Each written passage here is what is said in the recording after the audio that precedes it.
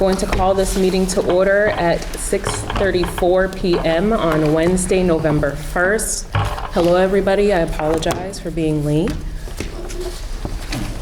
Okay. Those attending tonight's meeting... Recording in progress. Thank you. Those attending tonight's meeting should be aware that the meeting is being audio and video recorded by APAC and ASRSD. Any audience members who wish to record any part of this meeting must inform the chairperson, who will announce the recording. This is to comply with the Massachusetts wiretap statute. The listings of matters are those reasonably anticipated by the chair, which may be discussed at the meeting. Not all items listed may in fact be discussed, and other items not listed may also be brought up for discussion to the extent permitted by law. Welcome, everybody. I'm going to call the meeting to order. Let's do the Pledge of Allegiance. I pledge allegiance to the flag of the United States of America and to the republic for which it stands, one nation, under God, indivisible, with liberty and justice for all. Okay, can we do our roll call, Michelle? Mr. Bresnahan? I am here. Mrs. Miller? Here. Mr. Quincy? Here. Mrs. Richards? Mr. Lubeck? Mrs. Bailey? Here. All right, we're going to go into public participation. Do we have any members here tonight that are part of public presentation? I'm sorry. Yes, public participation. No? Well, I'm looking forward to the other presentations. And Michelle, do you have anybody online? I'm going to give it a 10-second count.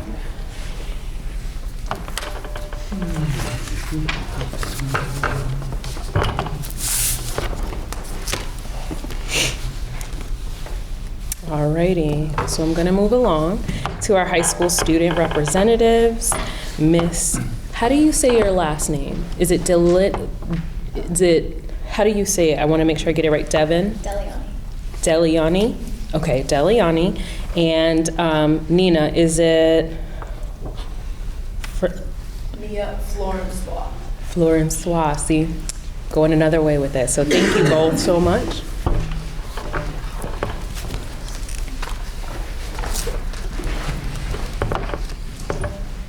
Hi everyone, I'm Devin. So we're going to talk about a couple things. First thing we're going to talk about is the end of the term. So this Friday is the end of the first quarter, and we're just going to talk about what we've been up to. For me, today is November 1st, where all my early actions applications are due. So I've been working really hard at getting those all done. I'm excited for quarter 2 with my gardening class. We are hoping to get some new potting soil so we can start potting some of our plants and getting that to teachers. Yeah. For me, like end of term, just getting like lots of assignments in, and in my history class, we're doing an assignment for quarter 2 right now, but we're like doing this thing where we're learning about different revolutions and we get to teach them to the class. So some things we're looking forward to. I am really excited for winter track. It's always really fun. The team is such a great like environment, and let's see. Yeah, I'm excited to get started on some projects in class. Something I'm excited for that's coming up is going to visit an architecture firm in Houston to because that's what I want to pursue in the future. So I get to go visit one and see how they work. Yesterday was Halloween. I spent it handing out candy with my boyfriend and his little sister. It was really fun. We watched The Shining. Not with her, no. I went trick-or-treating with my friends, but we only lasted about 45 minutes because it got too cold and I thought I was going to get frostbite. And one more thing I wanted to mention is next meeting I'm hoping to get the RAD instructors to come and talk about what we've been working on in class. So, are there any questions? Anybody? So just curious, Devin, how many schools are you looking at for early action? I think I pledged a 6 or 7 early action. I would have done all early action, but they didn't all offer it. So there's 7 more that are in the decision. But Okay. I'm going to push this off a little bit. A lot of applications. right? Yeah, I should know that, remember this. Can you remind me, are you a senior as well, or are you a junior? I'm a junior. Junior, okay. So are you going to be looking at, you think, schools for architecture, Yeah. right? My niece is at Northeastern studying architecture, so I should talk to her. Okay, so thank you. Both of you followed up and you did very well. I'm excited. I appreciate you both doing that. In the interim, if you guys come up with any questions or anything, please don't hesitate to reach out to us. You guys are doing an excellent job, okay? Thank you.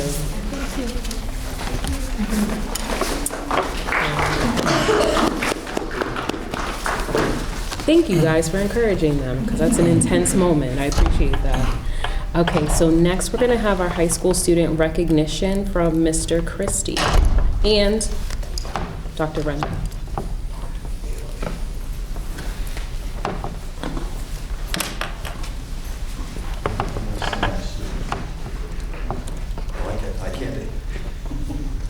So this is a really fun day where we get to come out and celebrate a very important student at the high school. We're tonight going to be presenting the Massachusetts Association of School Superintendents Award for Academic Excellence. This is awarded to a high school student who's distinguished himself in the pursuit of excellence during his high school career. And this year's award is going to go to Tyler Crawford.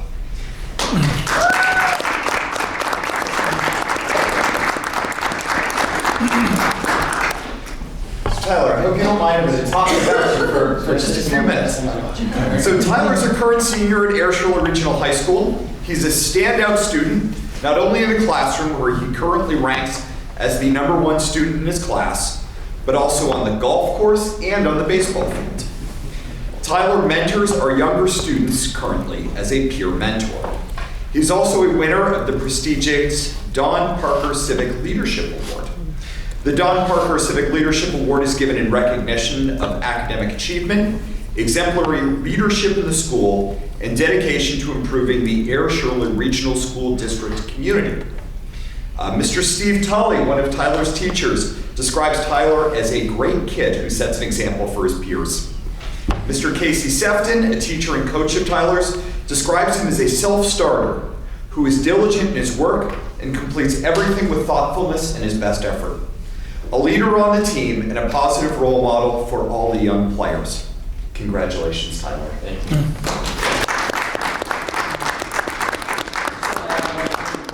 The award. He's also on the golf team, and that wasn't part of it. That came in 4th in states and hit a hole in one. How long ago was that? A couple weeks ago. So I thought that was important. I'm very impressed by that. So, Tyler Crawford, having duly qualified under the standards prescribed by the Massachusetts Association of School Superintendents, is hereby awarded the certificate of academic excellence. Congratulations. Thank you.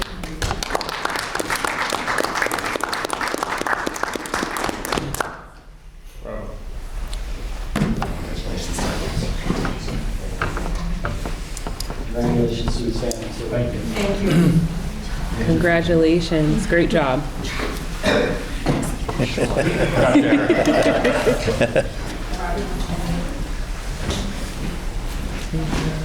Okay, we're gonna move forward. Before that, I would like to make the comment that I like that we have a variety of students that are receiving this award, and that it seems to be a tough job, so great job to our leaders, especially in the high school, because that's not an easy task, and also Dr. Renda.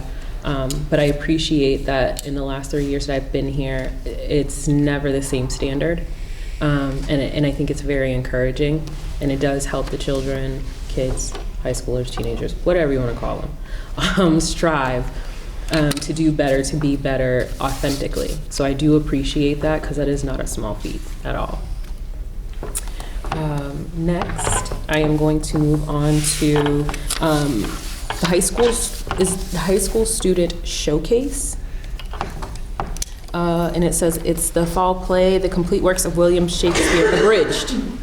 So we are going to jump right into it. The students are prepared, and as soon as they enter the room, they'll be in character.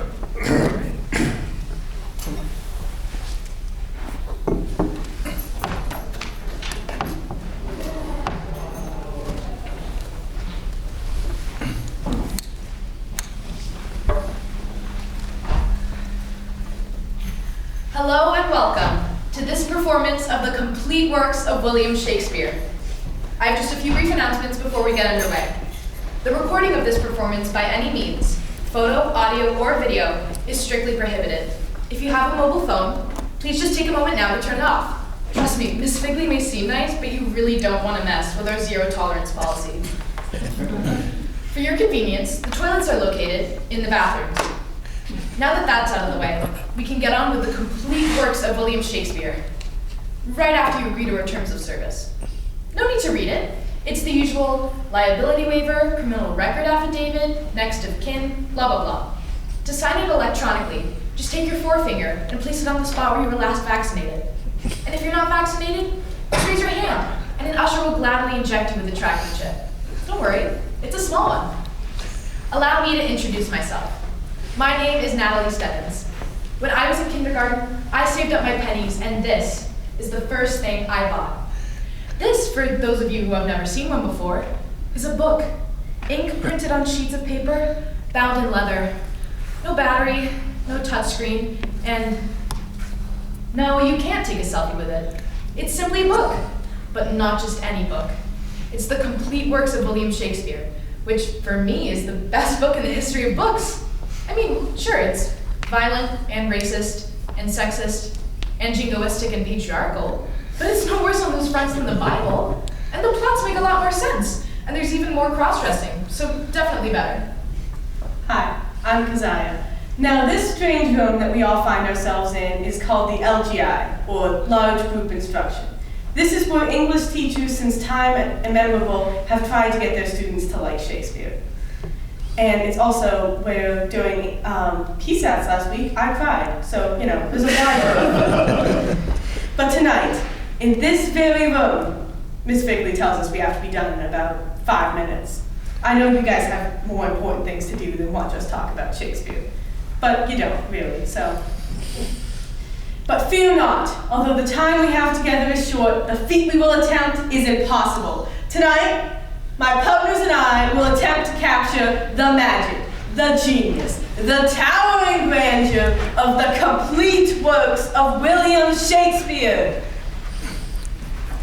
Now, we have a lot to get through tonight. So without further ado, I'd like to introduce someone who knows more about Shakespeare than anyone he knows.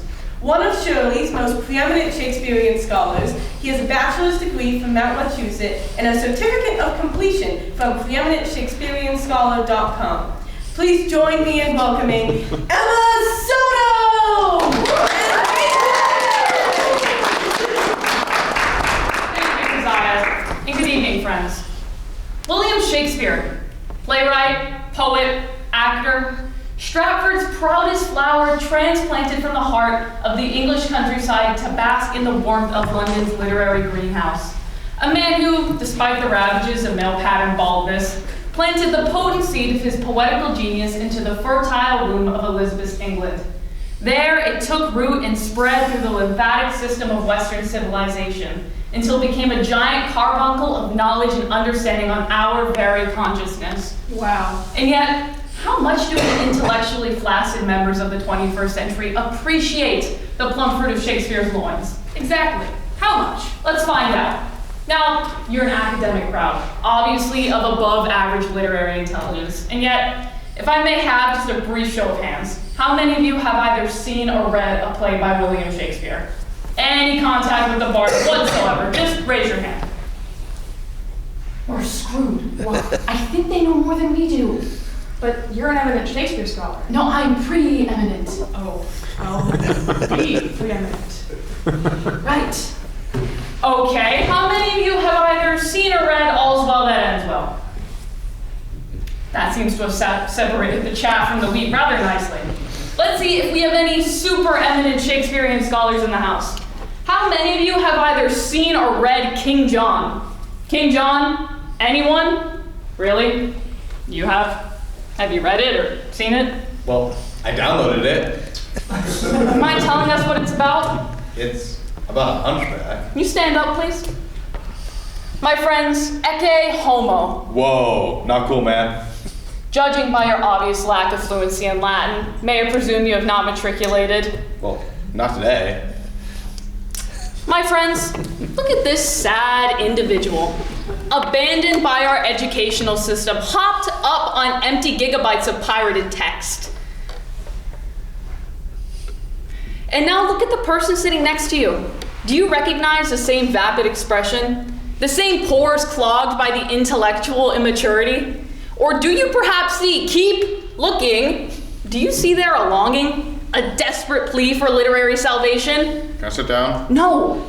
You stand there before us as a living symbol of a society whose capacity to comprehend, much less attain, the genius of a William Shakespeare has been systematically stunted by Star Wars sequels, ravaged by Real Housewives, and bankrupted by the blabbering blather of Big Brothers and Bachelorettes. My friends, I say to you, toss out your tawdry television to savor the splendors of the sonnet. Exchange the isolation of the iPhone for the ideas of the I am. Imagine a world where manly men wear pink tights with pride. Hallelujah! A brave new world, where this book is found in every hotel room in the world. Amen. This is my dream, friends. And it begins here, tonight. Join us in taking the first steps down the path to literary salvation by texting "Shakespeare is God" to 37154. Standard rates apply. Now on with the show, and may the Bard be with you. And also with you.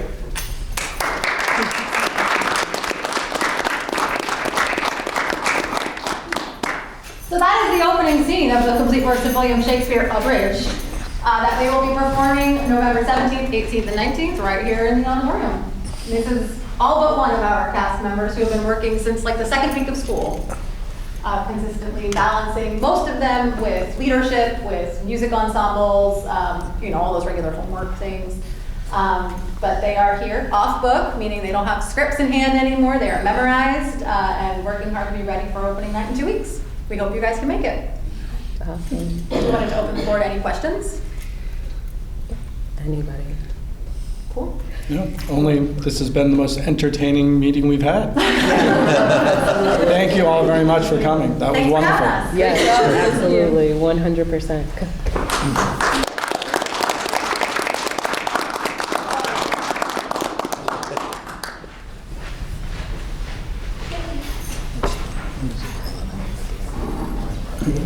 Kind of want to hold on to that moment. Okay, so I'm going to move on to the consent agenda. So in the consent agenda, I'll be entertaining a motion regarding the October 18th, 2023 regular session minutes to be released, and then the accounts payable and payroll warrants. And all of those are, found in your folders. Did anybody have anything that they needed to discuss prior to us voting? No? Okay, I will entertain a motion. I'll make a motion to approve the October 18th regular session minutes and the AP and payroll warrants. Do I have a second? Seconded. Okay, all those in favor say aye. Aye. Okay, great. I am going to move on to the new business. First, we have an update on the ASRSD before and after school program grant with Miss Mary Beth Higgins, the program director. Hi. Thank you for having me tonight. So to talk about a little bit about the student enrollment for this year, and kind of update everyone on what we are currently at, what we were at last year.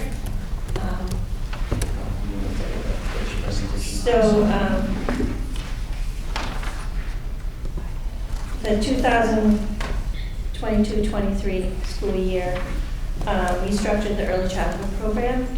So we decided to do a wraparound extended day program, which supported the other half of the school day. At that time, we had 32 students enrolled in that program, and that included the public preschool kids and the all-day students that attended the program. For kindergarten through grade 5, we had about 57 students enrolled in the program. At Page Hilltop and at Laura White, we had 58. This year, currently, we have in the early childhood program, 26 students enrolled in the program. And that is in 2 sessions. We have a morning session and an afternoon session that helps support the program before school and after public preschool. And in the K through 5 program at Page Hilltop, we have 56 students enrolled, and that's before and after school. And then the Laura A. White program has currently 47 students enrolled, which is a little different than last year, but this is just the middle of the year, so it kind of fluctuates throughout the year on how many kids we get. So when you're looking at the 22-23, that's total enrollment for the year. Yeah. And this is enrollment up to this point. So we would expect that these enrollment numbers, except for probably the 3 and 4-year-olds, would go up. Right. Yeah. The remote has disappeared Okay. for the projector. Everyone does have a hard copy of your presentation. Okay. So they can see it, but my apologies that we're not Oh, able that's to project okay. that. So last year we got granted the after school and out of school time ASRSD grant, which is a state-funded competitive grant to enhance the quality of and access to after school and out of school time in order to improve the academic, physical, social, and emotional wellness of school-age youth during the school year and summer months. We were awarded $50K for 2023. It is a continuation grant, so this year we'll also get $50K to use for the program. So Sarah, you want to talk about some of the enrichment programs that we did? So with that grant funding, we were able to bring in quite a bit of STEM to our program. We did a lot of different STEM kits, which you can see listed on your thing there. We had a presenter come in, kind of would go over the topic, teach a little bit with the PowerPoint, and then each student would make an actual kit that they could then take home and play with. We also did some in-house workshops with the Active Discovery Museum. We had Noah's Ark Animal Workshop, where the kids each could build their own bear or animal of their choosing. We had music and drama programs during the summer, lots of outdoor recreation, and then we had an arts program come in over the summer for our summer camp. We were also able to fund taking our camp children to the Southwick Zoo. And then as far as technology, we purchased many iPads to help support the students so they could do, some homework if needed. They can do their reading program that the school uses, any of the math apps, that type of thing, so all for educational use. There's some uneducational use going on sometimes, right? Sometimes. They're also helpful on rainy days to throw on some Go Noodles or music and movement type things to keep the kids going. It's great stuff. We're stuck inside. Get the wiggles out. Yeah. We also hosted a family fun night. We rented out the Acton Discovery Museum, so it was open just to the families of our program. So they could interact with families as well as our staff and just kind of enjoy a fun night together. So there's lots of little pictures on there. You can see all the fun stuff they did. So we also did teacher and staff professional development. I belong to a network of extended day directors, and I reached out to the other programs in the area and also included them in our professional development. We had Donna Shea from the Peter Pan Center come in and do 3 workshops. She does a lot of after-school programs. I don't know if anyone is familiar with her work. She's out of Foxborough. Some of the programs are adjusting to our new reality after school. You're Not the Boss of Me, which is another program she does, and talks to kids that struggle in after-school programs and, those kids that need a little extra, help in navigating friendships and problems and solutions, strategies for extended daycare staff to help navigate through, issues that may arise. And then Susan McDonald also came in. She is inspiring new perspectives. She did 2 workshops for basically our staff to go through power of positivity, you know, what we can bring to the program for ourselves to help us manage and motivate staff. She was more toward the staff. And then part of the grant helped fund our program's evaluation, to look at the program, to see what we needed to work on, what was working well. You know, we visited we made up a committee, and we looked at other programs in the area that have extended day programs, went in, analyzed them, came together, worked on it. Hopefully, our goal is to look at our program and see what we need to fix, what we don't need to fix. I think it's run very well. We have good staff who's willing to, you know, change a few things, tweak a few things to make it better for the kids and families. And so we've started to do a survey for families. We ran out of time at the end of the school year to get it all involved. So hopefully, my hope is to have a survey put in place at the end of November to reach out to the families to see how we're doing. And that's, anything else in it? So all the funding is going to repeat performance, hopefully next year. Well, this year, I'm trying to get in more drama, like more music, more drama, because we had a lot of STEM.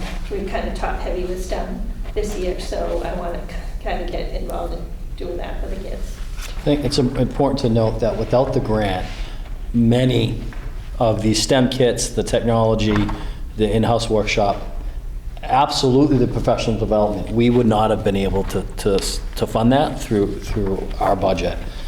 So this grant certainly is allowing this team to really improve, not only improve the options for students, but train the staff to better meet the needs of the students. So we're very grateful for the grant and how it's being managed and used. Does anyone have any questions? The early childhood program, is that just AIR? Is that AIR and Shirley? AIR and Shirley, Yeah, it's for public preschool.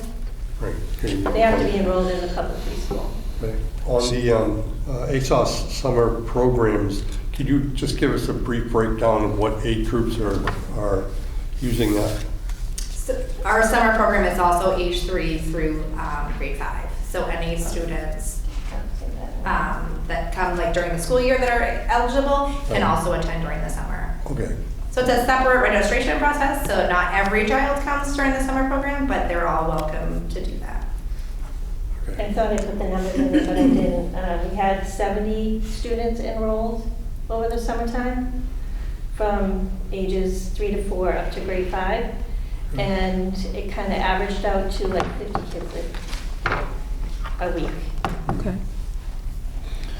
One of the differences this year as compared to the past, in order for the 3 and 4-year-olds to be enrolled in the extended day, they have to be enrolled in our public preschool. So that is one of the key changes of when we combine the programs. Any other questions? No. Okay. Well, one, I want to say thank you to the both of you for providing well-rounded use of the funding. Sometimes, whenever you're assessing, evaluating, creating change, you kind of tend to block things out or focus on 1 or 2 things.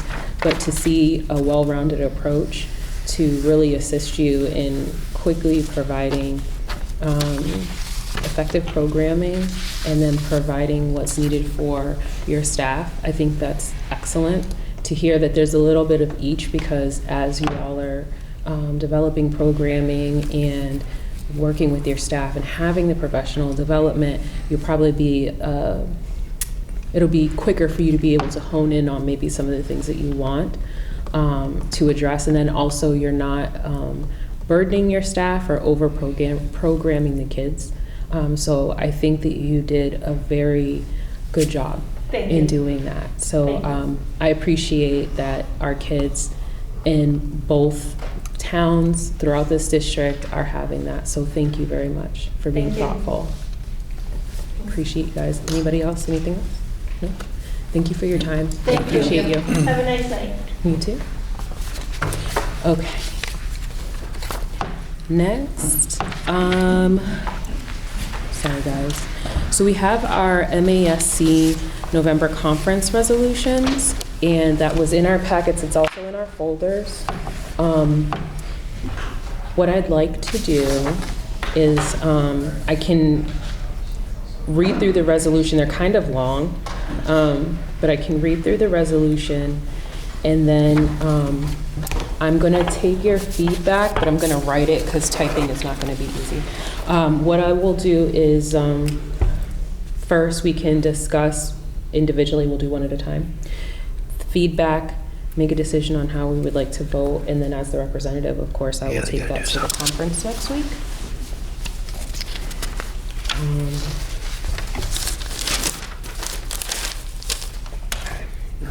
Yes. What I might recommend is that the way these are written, Yes.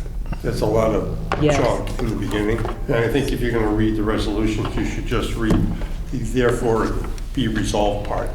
Okay, thank you. Because I was just trying to figure out how to do that, but I think that's the best part. So for each of the resolutions, I will start at the therefore because it has a lot of whereas and what I want to say, legislative language, which is a lot. I'm going to start with Resolution 1. The title is Full Stable Funding for METCO. And I'm going to slide, METCO stands for Metropolitan Council of Education Opportunity. I am going to slide down in the reading to therefore, so this is the resolution itself. Therefore, be it resolved that the Massachusetts Association of School Committees calls upon the governor and the legislature to create a stable funding structure to support METCO and its partner districts that fully funds the support provided by METCO and the cost of providing services delivered by METCO partner districts. I'm going to give just a quick background. I just saw it here. What METCO is it's a mission to provide students with a strong academic foundation, rich in cultural, educational, ethnic, socioeconomic, and racial diversity, and foster the opportunity for children from the Boston and neighboring suburbs to develop a deeper understanding of each other in an integrated public school setting, essentially. That's the goal, the mission. So I'm gonna keep it short. So here they're looking for stabilized funding for that, and they're requesting it from the governor. So we can have opening comments for that. I like the METCO program, and I think the communities that work together are okay. I think BPS has its own problems, which is why METCO exists. And to start building for the governor and the legislature to take care of problems with BPS. I mean, they change superintendents like underwear in that place. It's a tough, not an easy job. Yeah. But this is looking to handle a problem in the city here, but it doesn't address other areas of the Commonwealth that have exceedingly poor schools. Right. It doesn't let kids from Holyoke go out to anywhere, or kids from New Bedford go out to anywhere. It's just focusing on Boston. So because it's only focusing on METCO in the Boston area, I'm not in favor of this. I think those communities have to work it out themselves. Anyone else? Jim, you said BPS, meaning Boston Public Schools. Yes. Right. While you guys are kind of formulating your comments, I'm thinking along the same lines, especially where even if you're highlighting Holyoke, for example. I mean, we were just talking about Holyoke a couple of months ago when we were talking about MCAS funding, the state stepping in, and here we have a program, METCO, which of course I'm sure they have needs as well, but that's something that if it was mirrored out in Holyoke, I wonder if it would provide benefits to the students out there. I currently work for Mira Vista, and I can tell you, working out in Mira Vista, we do serve the children out there, starting at, I think it's middle school age. It might be younger, but typically we see middle schoolers. And knowing what I know about the METCO program and its benefits, it would be hugely beneficial. So I think if this was a little bit more inclusive, centering around a criteria for those cities and performances, I would be more in favor. But to solely highlight Boston without looking at our entire state, I'm not in favor without there being some changes to where we're looking at other districts and other cities. I would agree with both those comments, and I appreciate your comments because I actually hadn't seen it from that perspective. But I would say, especially with all the grants that we're going to be losing and kind of the upcoming issues with funding, I don't think it makes sense to support something that's not all of the school districts. It stated somewhere that I think they're trying to expand, but I don't know exactly how they're doing that. Or whereas districts have expressed an interest in welcoming more METCO students into their schools. I don't know how, it's a pretty broad general statement, so I don't know exactly what that means or how they would go about it. Right, because the other part, when I read that, the difficulty I had with it, and again, when I go to the meeting, I can't ask questions because just like we have our discussion period here, they do have it with the resolution, so I can't ask that question. For me, one of the hardships that I saw was how would they be able to, for instance, if we wanted to accept the METCO program, just looking at transportation alone, you know, that's a very long time frame for students to be coming from Boston. So that's where I kind of feel that inclusion where we're looking at other places would be very beneficial. And then again, as far as I know, to my understanding, the focus still, like Jim said, is on Boston schools. Instead, if the criteria had opened up, then, you know, we're talking something different. It would be beneficial, and it probably would aid school districts such as ourselves who are having funding pulled from us to then aid us with funding from the other schools. So I think if we maybe thought a little bit deeper on the subject, it probably could be far more beneficial for all school districts involved. And again, I will ask that question, so we'll just, when you're talking about inclusion. This would be a good place for students from Lawrence to come, right? Right. I know, yep, absolutely.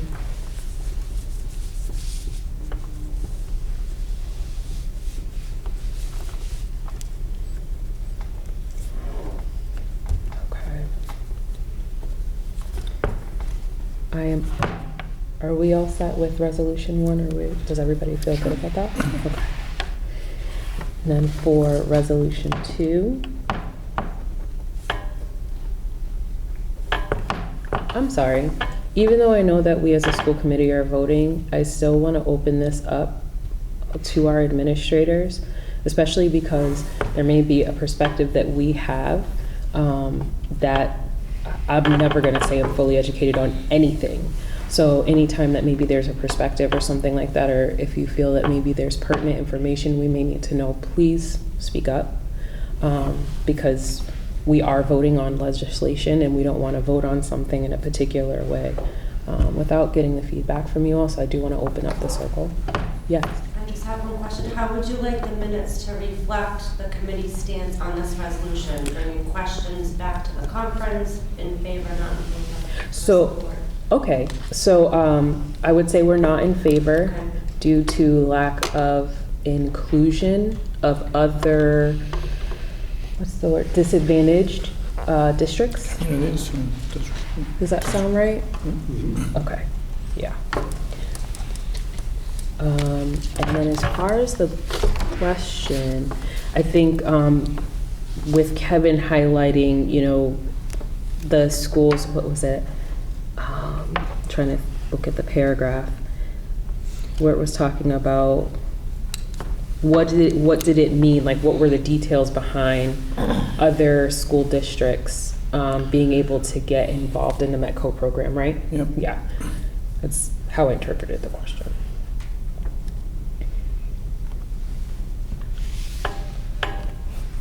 And Michelle, if we're going too fast, please let me know. Okay. Thank you. Yep. So for the second resolution is regarding investigations and recommendations for transportation bidding procedures. And I'm going to jump down to therefore. Therefore, be it resolved at the Massachusetts Association of School Committees that the Massachusetts Association of School Committees prevail upon the Office of the State Auditor to investigate the bidding practices of school transportation providers and to present such findings and recommendations as they may be necessary to contain costs and make more efficient transportation services available for public schools. I mean, I can start this one off and say I was in favor of it. I think it's extremely difficult, our transportation process and just the experiences that we have as parents, let alone the school district, and some of the struggles that we have going on there. I do think that it is something that does need to be reviewed by the state, and not just reviewed, but assessed and some suggestions being made regarding it. And then I know we didn't read the whereases, but whatever other insight you all would like to provide. I'd say that I would hate to run a school bus company. I mean, you have to find drivers willing to do split schedules, you have geographical concerns, you have expensive equipment that you have to amortize off. And the length of the contracts are about 1/3 the useful length of the vehicles that are being used. But this only requests that the state auditor take a look at the process and some of the things. So I think only good things could come out of this. Mm-hmm. And I don't think it would be particularly damaging to the business people involved. I think a lot of the problems they have to face, they'd probably love to have it aired out there. So I'm in favor of this. I'm also in favor. I think anytime you're only getting a single bid back, there's no way to really make sure that you're getting the best price. And so, yeah, absolutely for it. Kevin? Yeah, same. Yeah, and let me highlight that the negative impact that I'm talking about isn't necessarily the interaction between the bus company and the school. It's the listing of things that Jim stated. If it is that difficult to operate it before you even get to being able to provide the service, then that's why I believe we need to have the state step in and review that process. So thank you for that, Jim, for detailing that. So for resolution 2, we're in favor of the resolution.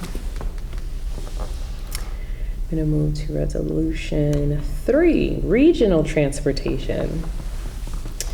Okay.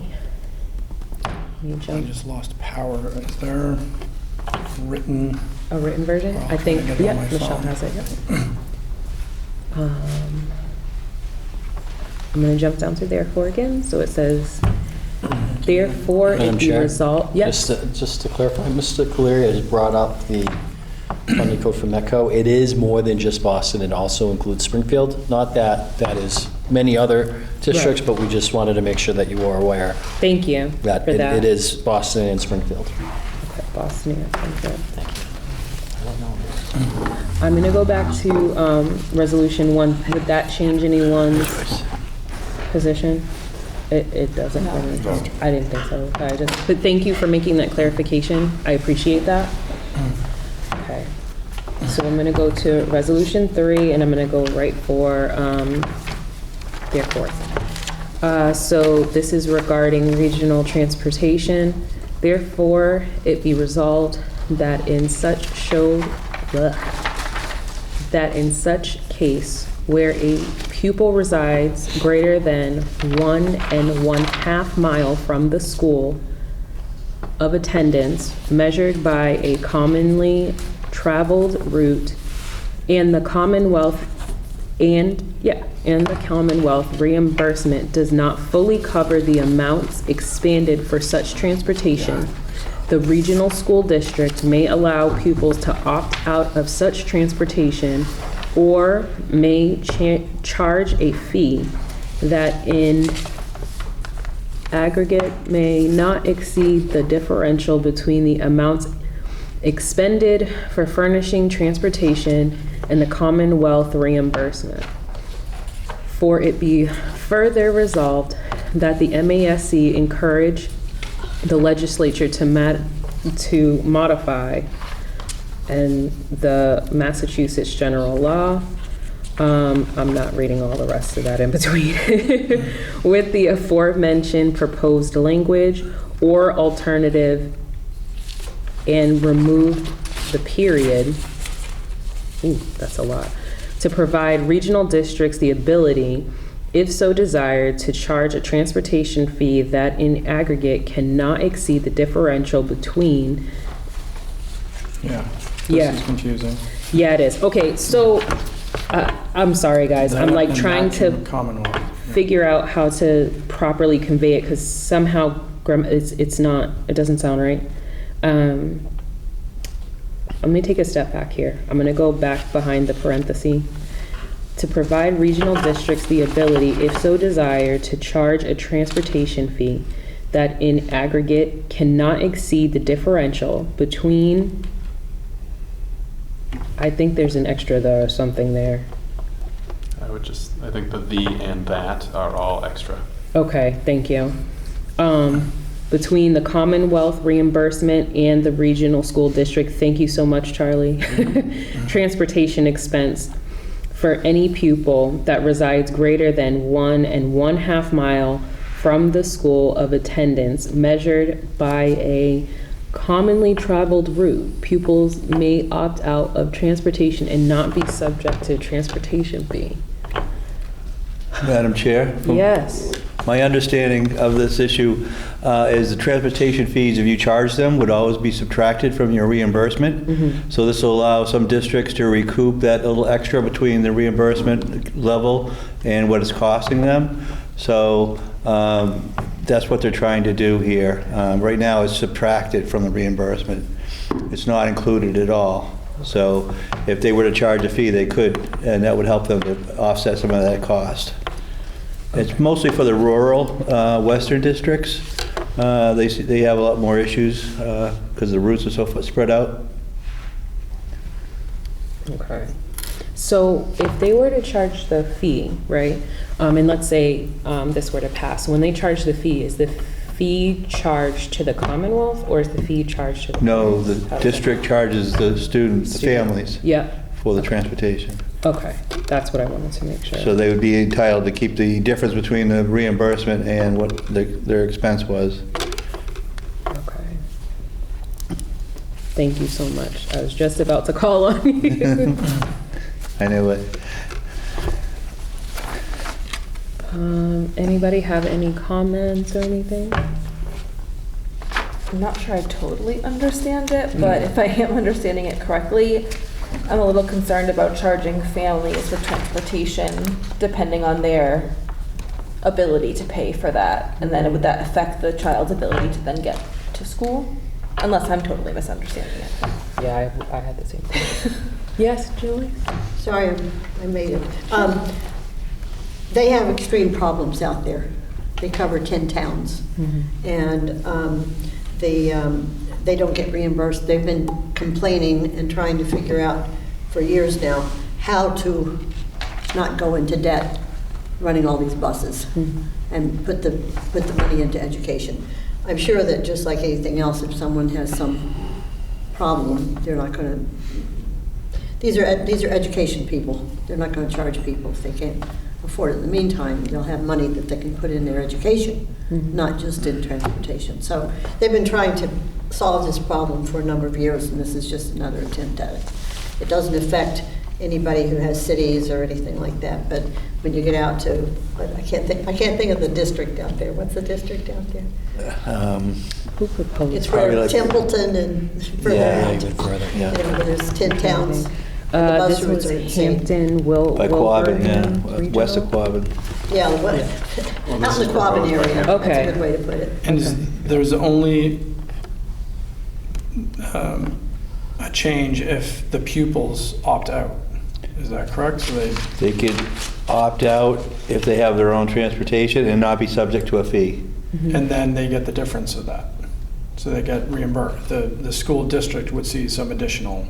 So the school would actually, whatever they spend on transportation, they would still be reimbursed on their ridership, based on their levels of ridership and the cost.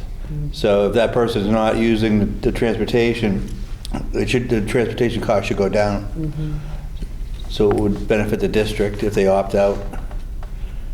That's helpful. And I'm sure there's probably a number of students that must be doing that, otherwise they wouldn't put it in there. There has, in my mind, like I would see that if they're given the option to opt out, then maybe there's a decent amount, won't say a lot, but a decent amount of students that must be driving, to school anyway in response to this. Just thinking about like a parent, if I know I have to be at work at a certain time, it's probably going to be better for me to drive my kid to school. So it sounds beneficial. The other encouraging portion that I saw here is that they also are looking for another alternative. So there's like room to maneuver if they need it. So I'm in favor of it. I think it probably would help those districts. I mean, is there impact? Just curious. Should Air Shirley, if this gets approved, I mean, we have plenty of students that live more than 1.5 miles. Is there a potential benefit for us as well in this, or? We could make up that incremental difference with a fee. But in Air, it's geographically so small, it probably doesn't really make sense. Shirley is a little bit longer, north-south. I'm thinking also like middle school. Oh yeah, they're all 1.5 miles. Everybody from Air that goes to the middle school, and vice versa for Air, anybody from Shirley goes to the high school, they're all over 1.5 miles. So we get reimbursed for all those students. That's over half of our students. I don't have a particular concern with it. I just from the way it's compiled, that you're just going to be penalized because of where you live relative to where the seat of your educational district is, based on nothing else other than where your house is. I'm like that. Usually in educational systems, you try to keep everything, equal. Even when you had, you had lunches, you're like, well, everybody's paying the same lunch no matter where you live, no matter what's going on. And this will be the first thing that I'm aware of in a public school district where fees would be assessed based on where you live, how far from the school you live. And that does not seem very fair to me. I understand it would help the districts in the rural, and I understand all of that, but I can't think of another example where you'd be penalized for where you live. I see what you're saying. Madam Chair, if I may? Yes. Not that I am for this or against this. I think part of this, though, is to equal the playing field where most cities do charge for transportation. It is really regional districts that don't. We don't, and we're in a good situation as compared to some. But is it Hampton and? This was Hampton, Wilbraham. Well, yeah, that's Western Mass. That's really where this is an issue. Again, I really don't have an opinion one way or another on this, but I think that is why they're trying to charge that. Not that bus fees are good anywhere. Does anyone else have a particular stance on the resolution? Is there anything that would turn the tide one way or the other for you all? Because as we discuss it at the meeting, I can also use that kind of as a gauge. Because like I said, they do discuss it beforehand, and typically, yeah. We also could just not vote on it. If we feel like it's nothing that really affects us, or we feel strongly about. Okay. When the voting comes, we just don't vote on it. Okay. We can just stay neutral if people feel that way. Right, yeah, because they say abstain. Okay, gotcha. Okay. And that's totally fine too, I understand. I don't know what to tell I you. kind of feel like encouraging people to drive their kids where it's more pollution, more traffic, more damaging to other aspects of our life, that more kids we can stuff on buses and only have one vehicle going down the road making pollution. I'm like, I get what you mean. I want to help the school, but there's two sides. Right. That might be better if there was tied to the rural aid packages that are out there, which they keep trying to pass through as well. They could direct that to their transportation. Oh. There you go. Okay. From what I'm hearing, I think we're erring kind of on the side of against.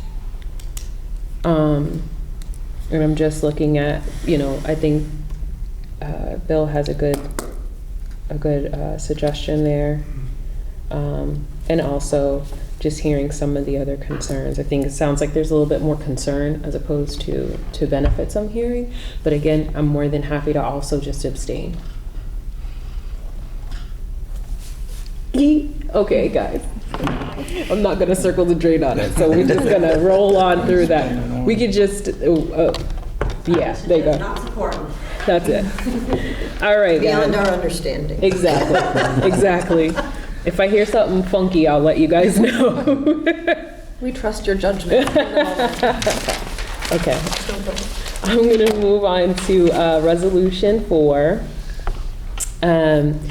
For diversity, equity, and inclusion. And just like I did before, I'm gonna jump down to therefore. So therefore it be resolved that MASC recommends that all districts adopt a position of DEI coordinator to work towards an anti-racist school system. I can open up this. I am not in favor of this, and here's why. There needs to be authenticity behind this. Speaking as a person of color, I don't want anyone to be forced to do something that they don't want to do. I also don't want just anyone being put into that role. It is far more effective to have a person in a role who is dedicated, passionate, knowledgeable, educated in that role, in a school district that is accepting, than setting someone up for failure to do something because they're required to do it. On top of that, if you look at some of the DEI programming that goes out, some of the stances that go out, sometimes it is created to seem forward-facing, and it's not. And it ends up being, honestly, the very opposite of what is supposed to go on in the district. So that's just my personal take on it from experience. Yeah, Joyce? I agree, but what bothers me is that all districts adopt a position, and we know what we're doing with money and how money is going right now, and adding positions is the fastest way I can think of. And if they said training for all staff or something to that effect, but adopting a position, at this stage, that language disturbs me for that reason. Right. Yes. So as I read this, though, it's not a hard and fast requirement, right? Is this just proposing, and it's saying that MASC recommends that districts adopt the position?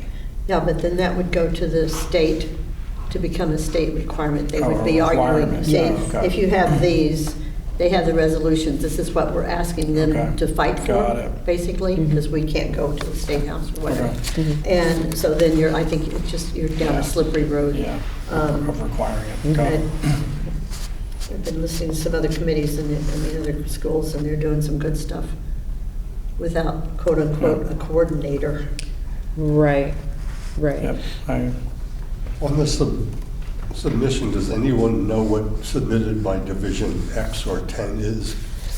I think that's through Mask, isn't it? Isn't that the, I can't think. Isn't that part of Boston? It is. Hold on, let me get the correct information for you, Jen.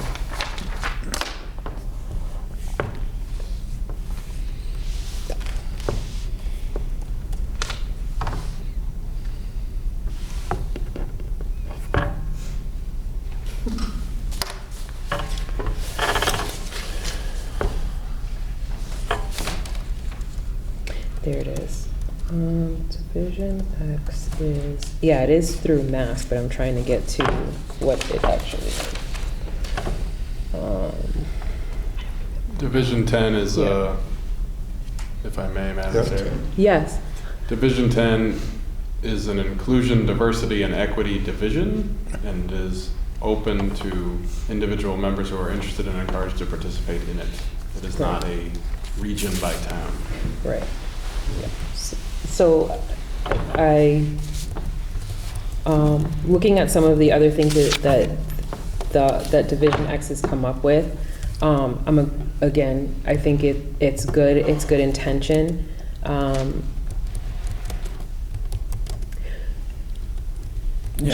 agree. I would stop short of requiring. It should be something that I concur. Schools are advocating to do, and want to. Yeah. Well, it's a good idea, but maybe not the way to do it. Exactly. Yeah. There we go. That's it. That's exactly what I'm trying to say. Yes.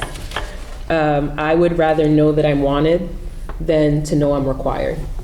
I think that's probably the best thing to say.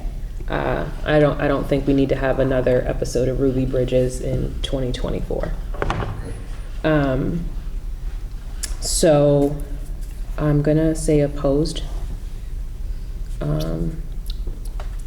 Are we making a motion or just a count? Huh? Are we just counting people? We're just counting. Yeah, I'm just counting. That's all the time. Okay. So I'm going to move on to Resolution 5. Oh, I'm sorry. Before I move on to Resolution 5, for Resolution 4, again, I actually did want to hear what, as administrators, you think about that. If this was a requirement, focusing on school operations and all that entails, what are your thoughts? And I'm not saying you need to vote either way, but just from your perspective. In very general, yeah, you can do it however you would like to. Ever being told what positions are or are not required. We need to make the decision to use our funding based on what we need. If that's a DEI coordinator, that's what we should do. If we don't, if we have other people in the district who can manage that work, for instance, what we're doing, that's everybody's work. I mean, we do have a director of school counseling and equity. However, DEI is everybody's work, and it's represented in the strategic plan. So if for some reason the position that we have would not be enough and we'd have to add another position, I would much rather use that to hire adjustment counselors for people servicing kids directly, or reading specialists for students who are struggling reading. Forcing our hand to use our funding in a way that we might not need, I'm never in favor of, no matter what the position is. Right, okay. I just want to make sure. Okay, I'm going to move on to Resolution 5, which is School Building Authority. And man, they couldn't just keep it going from left to right. They got to add columns. I'm sorry. It drives me nuts when I'm reading and there's column. Okay. Therefore, be it resolved that MASC calls upon the Massachusetts legislature to amend the Massachusetts General Law, Chapter 70B, Section 7, by removing the 800 Million. Thank you, cap, and be us counting zeros, and be it further resolved that MASC calls upon Massachusetts School Building Authority to reinstate the accelerated repair program for 2024 applications And be it further resolved that MASC calls upon Massachusetts legislature to allow public preschools to be included in the accelerated repair program and core program.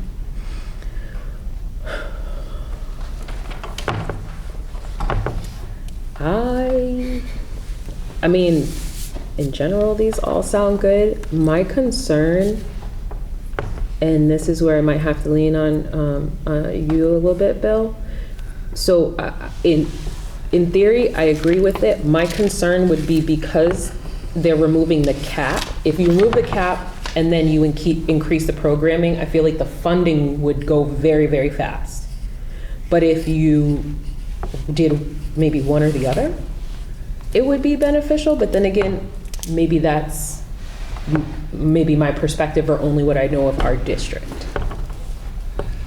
Well, I think increasing the cap is probably a good thing to look at, so we can, right now they're paused the program, so it's, they've been getting delayed every year anyways, and now we've got a pause in the program due to they're worried about the cap. So obviously they need to look at the cap. I don't know how that plays into the overall state budget, but 800 million, you might want to look at some adjustments there. Like they said in one of the first paragraphs, it's the oldest, this was established under one of the oldest sections of the Mass MGL, so I don't know how often they've raised it, but it might be time to look at it. Bill, but this is tied to sales tax and stuff, so it's tied to incomes as much as a cap, right? Right. So it's not that they don't have the money. Since all the prices are going up, then all the sales tax collected has to be going up. Ta-da! Maybe. And we know that everybody's buildings are sitting here, getting older, and need repairs. But my question is allowing preschools to be included, public preschools. Is that public school preschools, or is that just any preschool that's out there that they put people in? Are those essentially part of the schools already? So they would be improving this, like this school, for instance, if we put a preschool in? Or is it a separate freestanding preschool that could be a lot of money to repair to bring it up to usable? So I mean, that's kind of fuzzy in my mind, like we have other things we need to take care of, and I'm sure we need the preschool stuff too, but it's like it doesn't explain it very well. So we have a public preschool in Page Hilltop, so that would benefit us if we were looking at having the building authority help us with financing. To extend to those facilities. Yes. So if we get approval for Page Hilltop with MASC funding, does the square footage of the preschool area, get deducted from that, so that is not covered, for instance? Right now, it wouldn't be covered. So if this goes through, then that would be covered, Yeah. and we would get assistance for that. At the square footage that MSBA allows. Okay. Right. I think that right there makes me a yes, because it benefits us. Right, absolutely. For the accelerated, I think that's mostly talking about the accelerated repair program. Getting that back. I mean, if you take a look at the way the whole construction industry is now, I mean, we're at a 20-year high for interest rates. You don't want to build a school now. You draw a bond now on what you're not going to like the way that math is going to look at all. Right. So the alternate is like, hey, look, what do I got to do to kick this down the road 10 or 15 years longer than I might like to buy some time, but still make all the, allow the process of learning to happen. So I think anything that allows more access to funding for accelerated repair is only going to be a good thing, because it's going to take a long time to get the interest rates back down. It goes up fast and it comes down slow. So I think this is a great idea. I agree. Thank you for shedding light on that. So, anyone else? So, it sounds like we're 4. this particular resolution? I think, and it sounds like, I think we should have some questions about what, if that money gets eaten up by preschool programs, and we have other schools. We're lucky that we have two very good ones, but, you know, where repairs are going to be more likely many times than rebuilding. So I would just question that last further resolved and see what they mean by it. It's kind of fuzzy, open-ended. Just curious, has any repair program is on pause, did you mention, Bill? Or just, is there an accelerated repair program or a standard repair program, or like what? Its applications into the accelerated program now are on pause. Is there a separate normal or any repair, essentially any There's a repair core, is on pause? the core and the accelerated, I believe, are both on pause. Accelerated is like roofs and window systems and boilers and things like that. So our window system could be applied to them for accelerated, right? So why wouldn't we on the pause any repair program? So no one's getting an application in right now. Right. I'm just saying, so why, I Because might amend this to have both accelerated and core. Because they ran out of money. And they've been watching the revenues. They've been a little short the first couple of months of the year. Okay. They're way over budget on a lot of projects too. Yeah. Yeah. Okay. Like hundreds of $1 million over. Yeah. Migrant families. Yeah, $60 million projects are costing $90 to $100 million right now, so that's certainly part of it. Okay. It's the cap is the big thing there. Okay. All right. Do we feel comfortable moving to the next resolution? Resolution 6, School Bus Stop Armed Surveillance Act and Enforcement and Penalties. I'm going to jump down to therefore be it resolved. Therefore, be it resolved that the Massachusetts Association of School Committees calls on the Massachusetts legislature to enact legislation to pass into law the ability for cities and towns to install on all school buses live digital video detection monitoring systems for the purpose of enforcing violations against the owner of a motor vehicle whose vehicle failed to stop for a school bus when required to do so by law. And be it further resolved that the Massachusetts Association of School Committees calls on the Massachusetts legislature to enact legislation raising the fine for passing a stopped school bus to a significant schedule of fees as penalty, whether witnessed by a police officer or recorded by a digital video dictation monitoring system. The rationale is the significant safety concerns present when a vehicle passes a stopped school bus. Embarking or disembarking passengers are endangering our students in Massachusetts. Presently, unless witnessed by a police officer, the penalties for passing a school bus are minimal. If the registration plate of the offending vehicle is reported by the bus driver, there is a minimal fine. Requiring a police officer to witness the violation prevents appropriate law enforcement action from taking place, especially for repeat offenders. Allowing the installation and utilization of digital video detection monitoring systems on school buses will allow for appropriate law enforcement action, provide for the monitoring and data. I'm sorry, you guys. Pertinent to this safety concern, and serve as a deterrent to drivers who are contributing to this safety issue. Protecting the safety of our students is a paramount concern. So I'm open to remarks. I am for the idea of it, but I have some serious concerns about how they plan to implement it and who issues the citation and where the law would be that would state that you can issue a citation without witnessing it. So just, it's good in theory, but I just don't really know how they're gonna do it.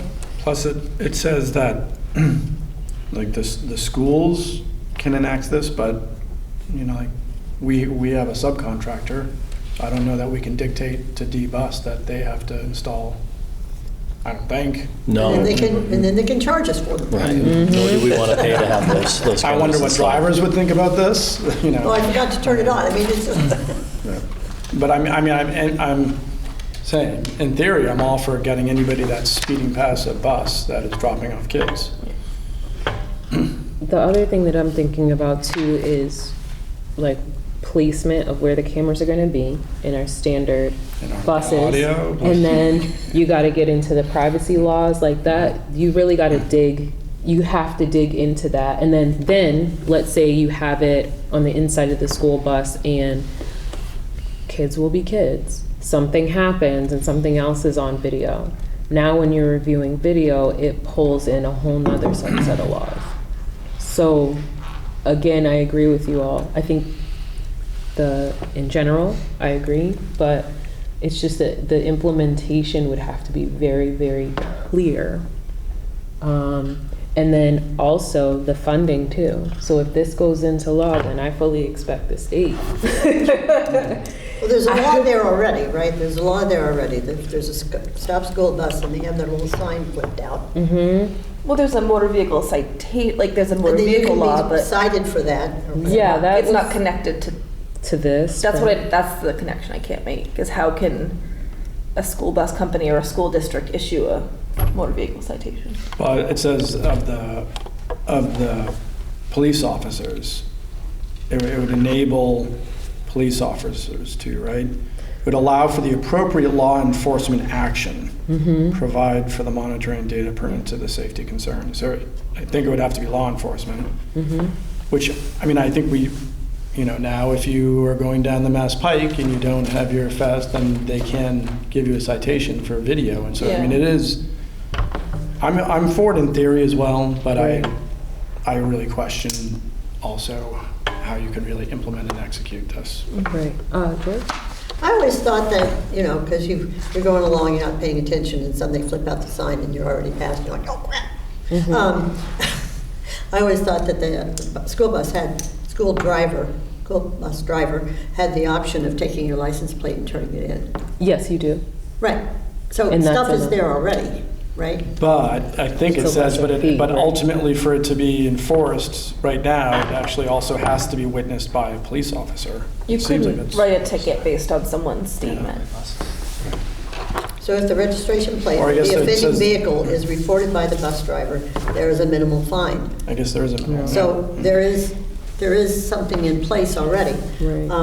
And I'm glad seeing that this was by Peabody School Committee. Now, I'm mind glad we you, don't live in Peabody. I guess. That means that the school bus driver that has a busload of kids and is Right. probably watching that those kids are not in danger has to see and record a license plate of a car that's driving by.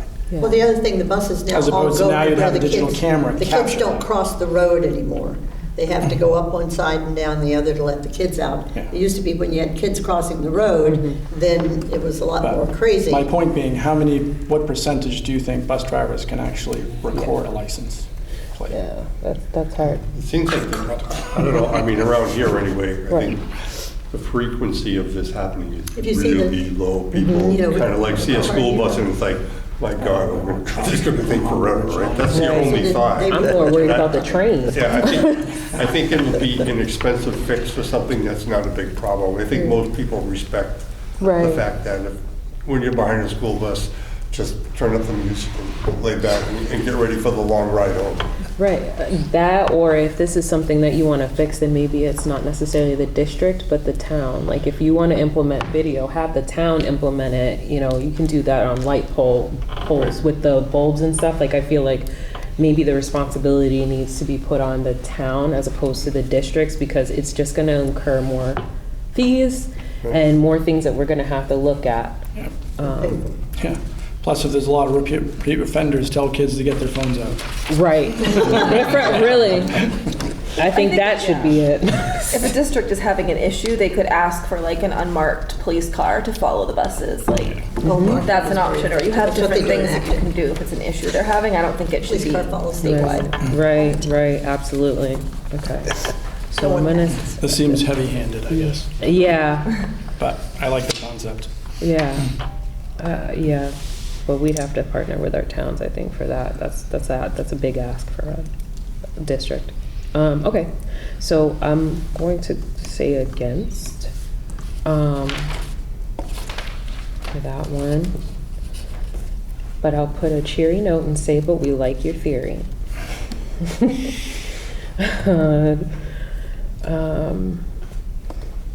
All right, I'm gonna move on to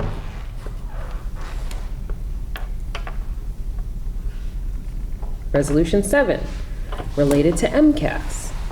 I'm going to, sorry guys, a little reactionary tonight, because I don't like it. Okay. Therefore, be it resolved, the MCAS urges Massachusetts to develop a wider, more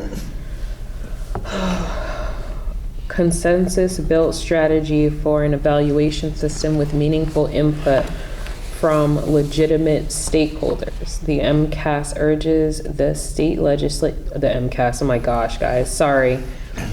MASC urges Massachusetts to develop a wider, more, oh my goodness, why can't I? Thank you. Built strategy for an evaluation system with meaningful input from legitimate stakeholders. They are also urging state legislature to launch a comprehensive evaluation to investigate the extent of biases pertaining to MCAS testing and make these results public. They're also urging Massachusetts to enact a moratorium on MCAS testing effective immediately. And lastly, urging Massachusetts to develop an alternative to the high-stakes MCAS test. I say just get rid of it and call it a day. Madam Chair, that could be my motion since we signed the thing for the union that said, you know, to not make it a graduation requirement. In fact, they may have put this in before that. This may have been submitted before that was submitted. And, you know, this is like, oh, how much more work can you do to redo the test? But so I'm looking at this going like, don't we have something that's happening bigger than this, which is not simply not to make MCAS. Do we need to change the MCAS, Adam? Like, there's certainly things that could be improved on it. Yeah. You know, we get a lot of good information. But you never get the test that you can improve. I mean, this is I would be in favor except for the second to last bullet. Yeah. This requires it to be enact a moratorium immediately. that gets their attention. But I'd rather endorse everything else, and the immediately I have issue with, because like Adam said, it provides valuable data. It's a very good metric for schools to evaluate themselves. Like we said earlier, I agree that it shouldn't have to be a requirement for graduation, but I don't like that you're telling school systems that they have to stop using this immediately. I think if they made the graduation requirement the moratorium, that would be better. Yes, What if we suggested an addition to this? Oh, that's right. I forget about that, Joyce. Thank you. Right. And if we suggest an addition, Amendment 1, or whatever, that following the lead of the Massachusetts Association, what's the teachers thing called? MTA. MTA, thank you. Massachusetts Teachers Association, that following their lead, that our amendment would be to not make the MCAS a graduation requirement. Okay. Jim, did you have something? I mean, all big systems have problems, right? But if you take a look at Massachusetts from Ed Reform 93 forward, we have the best K through 12 system in the country. And to make a wholesale change like this when you're the best is suicidal. I mean, if you're in the 50 slot, then you're like, hey, throw anything up there and see what is going to happen.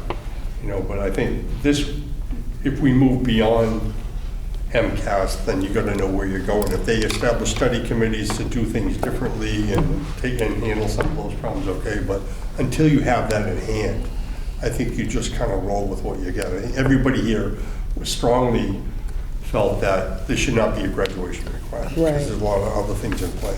But to use it, we're just telling them, hey, you have to take tests, and we get ranked, schools get ranked, but there's a lot of reasons you can be somewhere based on diversity and economic stations and the rest of that, and that all comes into play, and we develop our programs around all that stuff, but it gives everybody good data, and I think that MCAS had a lot to do with the improvement in the educational system we've seen in the last 30 years. So until all those kind of studies are done, I would not be looking to scrap anything.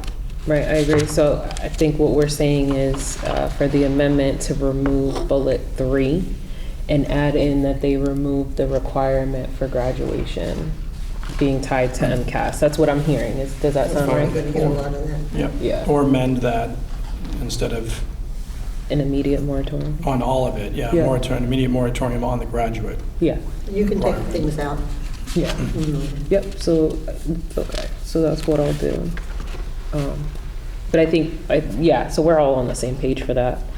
And I did check because I had the same thought, Joyce. And I was like, this had to have come in before the recommendation for, it did. It came in beforehand. So more to come on that. I'm going to move on to resolution 8, safe storage of firearms.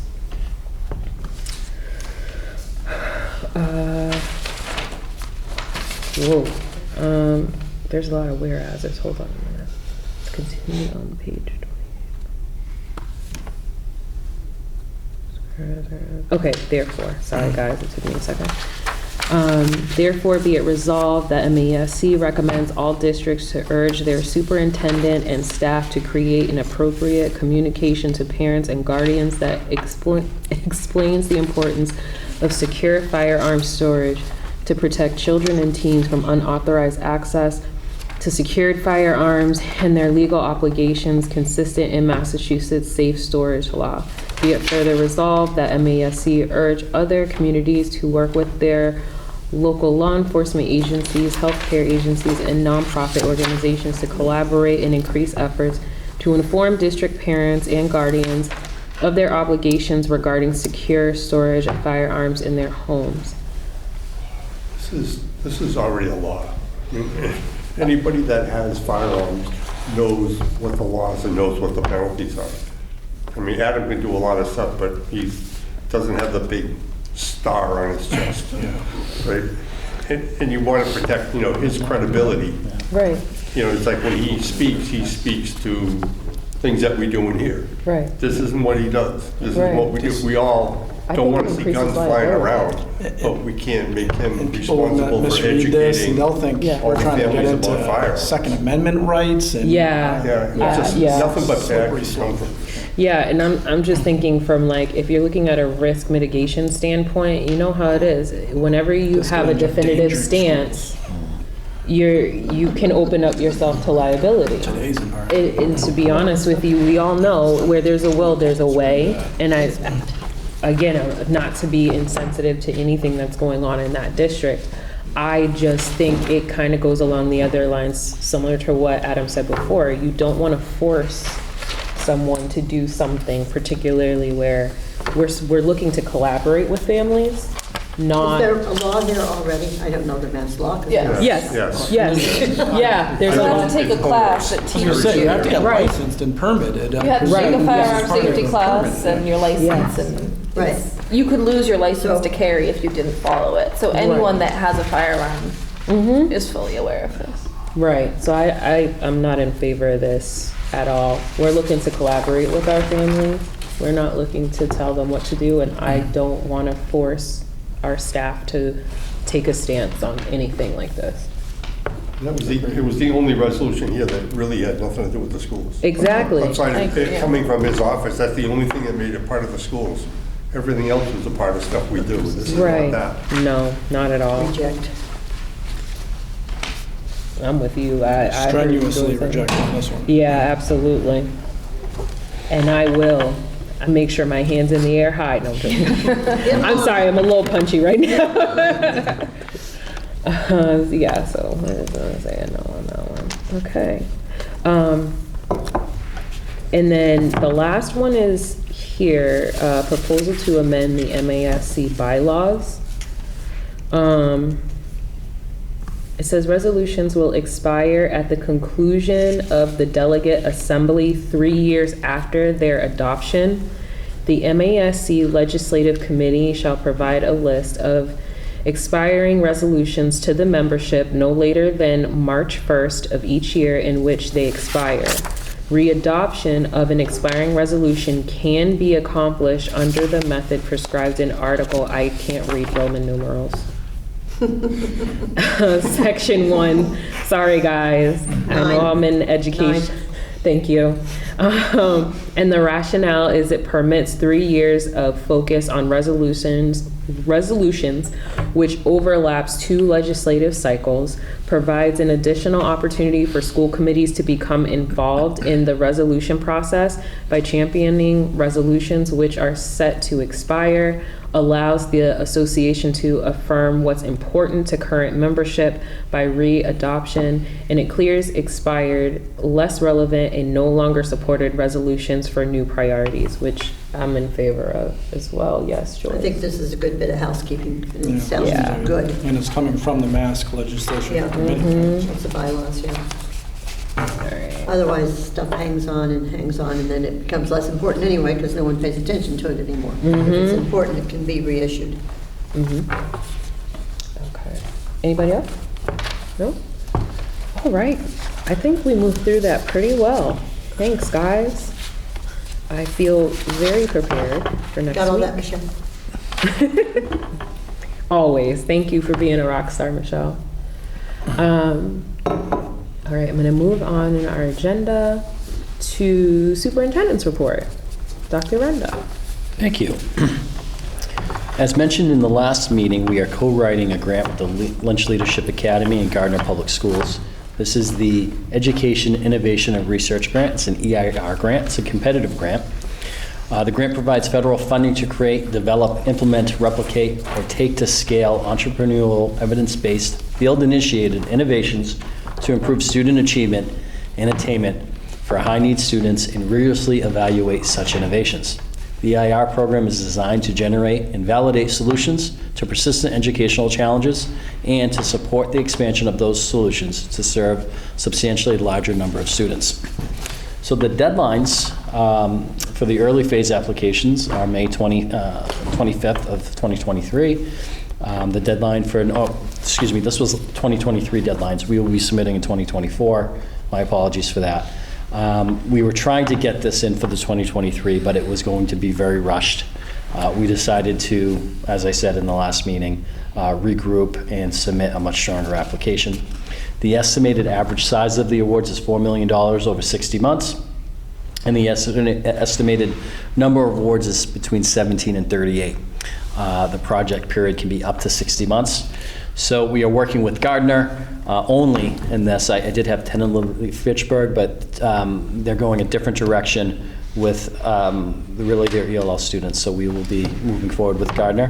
The focus of this grant would be on strengthening our co-teaching model and expanding it to meet the needs of our English language learners. We actually, it was funny, I got an email today from the Lynch Leadership Academy, and they are looking to connect us with West Ed. Part of the requirement is to have a evaluator of our not only our application, but our data collection and our evaluation of our submittal and program. West Ed would be a wonderful partner. We should be meeting with them on November 15th with Gardner Public Schools. We're going to see them on November 7th. And we will see them on November 17th at another conference. So it would be great to get $4 million for this. This is an extremely competitive grant. The reason we are partnering with another district is it makes us much more likely and, what's the word I'm looking for? I knew I should have had you do this, I'm not feeling well. We aren't always the best recipients for grants because of our demographics and our economically disadvantaged levels. So partnering to have a larger threshold of students absolutely makes us a better candidate to receive this grant. Not only that, but the beliefs in the direction that Gardner Public Schools is going aligns very closely to what Air Shirley is currently doing. So hopefully, when we submit that, we will be coming to you sometime in May or October to tell you that we have this grant. That is the hope. And this would help greatly with some of the entitlement grants and the lack of funding that we will be certainly facing next year.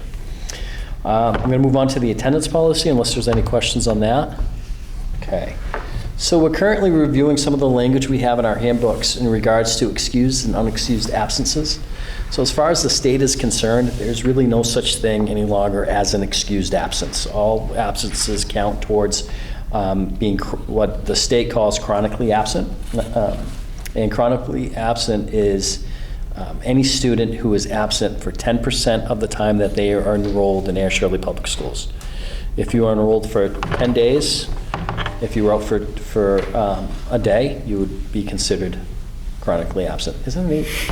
That's 10%. So 180 days, it is 18 days if you're in. So the problem that we're having is our handbook currently reads as a student absence will be excused with proper documentation within 72 hours for the following reasons. Bereavement or serious illness, illness with medical documentation if 3 or more consecutive days, professional health appointment, school-related field trips, observance of major religious holidays, legal court appointments, registry of motor vehicle appointments with prior approval from administration. That's a good one. I wasn't expecting. I didn't know that. So That's for students, not staff. The problem that we have is we have to send notifications to parents when their students are chronically absent. This is causing not great conversations, even though we're trying to make them positive with some of our families. The other part that makes this really tricky is, especially for the high school, when you miss 9 days in a term, you need to be involved in credit recovery. Parents believe right now that if they just call and say, my kid's sick, that's an excused absence, and if they call 9 times, during a semester, then that student shouldn't have to be involved in the credit recovery. What we're looking to do, and this is part of it's not the attendance policy, it is Michelle, help me out. It's not the attendance policy for the school committee, it's different, it is the absenteeism policy. We're looking to possibly ask you to change your language from verified to unverified. It's very important that parents call and let us know that the child isn't in school. We need to know if they're truant or not. Really what the excused and unexcused means is you're not truant, we know why you're not here, but it's not excused. There's really no such thing as excused. Now certainly we take into consideration when a family calls us and they have a family trip, we know why they're going, and it's not that we would certainly ask and hope that people plan around that, but we would also understand that sometimes that is a priority. And we certainly have understanding, but we do have to send the letters. We do have to notify. We can be audited for that about what we're doing to try to decrease chronic absenteeism. And it is important to know that you really do have to get that doctor's note if you want to be excused from the credit recovery. A simple phone call stating you are sick isn't really excused. It's verified, but not excused. But we completely understand where parents are coming from when they read the handbook and it says excused or unexcused. That makes sense? It does. So for when you're talking about, is that in section J for us? Okay, good, because we're reviewing. It's coming J. up. Okay. Yeah. And instead of saying excuse, it needs to say it's verified and unverified. Is that it? We would like to make that change, yes. Okay. I think it's more clear. As soon as you're saying excuse, people think without penalty, and that's not necessarily the case. Okay. I don't have any kids, so I don't have to worry about it. But if we take a kid out I take my kid out for a dentist appointment at 9 o'clock in the morning, and I call in and say, he'll be there by 11. I'm not going to take my kid out all day. How does that get recorded? That would be considered. Do we start adding those up? It's not a full day. It's a tardy. Kid's back in school by 11. It would be considered a tardy, and actually, it is considered. Now, there's... Tardy with reason. Tardy with reason, or verified. Now, obviously, we have absolutely no issues with kids going to dentist appointments, going to the R&V. Where it tends to be an issue is when you have 15 dentist appointments in a term. This is not going to affect 99% of our families. There are students who are out that aren't sick, who parents call and tell us they're sick. There's not a lot, but it happens. So we just need to be able to be very clear with parents that if your child is sick 9 times, which is a lot of times to be sick in a term, that's rare. We need medical documentation if your child is not going to participate in credit recovery. That's really all we're saying. I mean, if you're sick 9 times in a term, we would encourage that you see your primary care physician to try to help you improve your health so that you can be in school much more. Is this stating now, if they get medical documentation for 1 illness, or is it 3 or more days it will be excused? That line is what's confusing. So they believe if they're out 3 times and they call because they're sick, that those 3 absences shouldn't count towards the 9. But that's in a year, right? No, that's a term or it's a semester? Is that a term, or is that a year, or is that on? The 9 days for credit recovery. The 9 is per semester. Per semester, excuse me. So it's 18. So it's half the year. So that's half So it's the year. 18, right? It would be 18, which 18 is the threshold for chronically absent. If you're enrolled for all 180 days. What is the number where, like, the warning letter goes out? Because I might have gotten one of those. 3 days. 3 days the warning letter goes out. I believe it's 3, 8, and 10. Or 3, 5, and 9. 3, 5, and 9. So I was way off. 3, 5, and 9. So I guess my follow-up question would be, in my son's case, he got COVID and then he got pneumonia. So obviously, I just thought because I explained what happened that we were covered. Is that something that we're going to work on communicating back to make sure the parents know, like, what's required to? If it changes from to verified or unverified, we absolutely have to communicate that out. Now, obviously, if someone has COVID, we don't want them in. Well, that's the other thing I was thinking. Right. Is this going to change because you don't want people to come when they're sick? Right, we don't want them to come in when they're sick. But that would also be very easy for most parents to get a note from the doctor. Hey, my son has COVID. They need a letter so they don't have to make up this credit. But this really only becomes an issue at high school.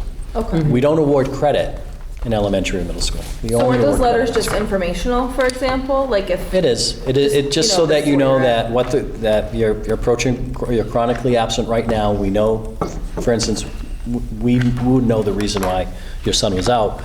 But it's good to know because parents often will let the kid.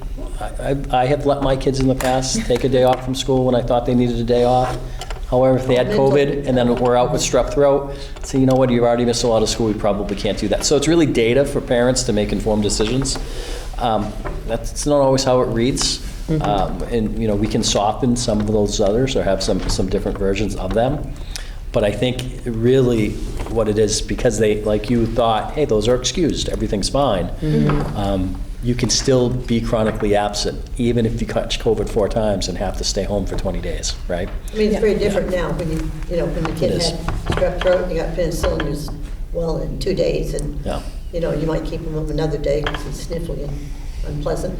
But now with COVID and with other more important things, bigger things that kids are getting as part of our society, you almost have to think about this in a different. I mean, there's other things that come into this. Yeah, we would love to. We can't. I know the state's stepping in. Yeah, what we want to do is clarify our language and communicate with parents so that they know why they're getting this and what they can do with this information, not so that it looks like the school is being extremely confrontational about attendance. Yeah. or that we're being really hard on kids about credit recovery, right? If a kid is out, we have students who are often in the hospital for different reasons, and we know about that. You know, those students are not going to be subject to have to participate in the credit recovery program.